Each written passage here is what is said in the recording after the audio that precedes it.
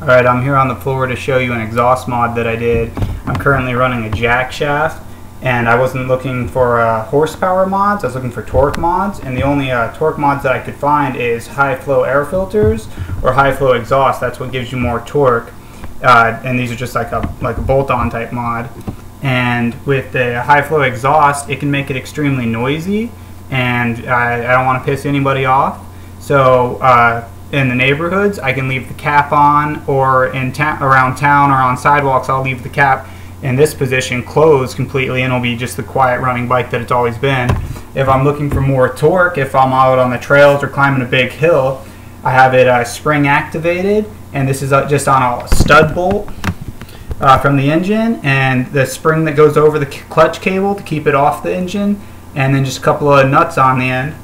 And I have a lever that I can activate it so the exhaust will actually open up with a 1/4 inch gap, and that way it's a free-flowing exhaust, so all the air just comes straight out. It doesn't have to go through the baffle, so it gives you a lot more torque, and it makes the bike extremely loud, but the power is worth it. But I do ride this bike every day, so I need it to be quiet coming home or on sidewalks around town so I don't get pulled over. So all it is the cable that I put on it. It's too short, so I haven't went to buy a new one yet, so this should be on the handlebars, but here's the lever that activates it, and all it is up is closed,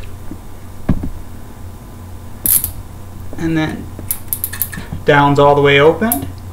And the only downside to this mod is when it is all the way closed, it's just the spring doesn't ever push it nearly as tight as a bolt could.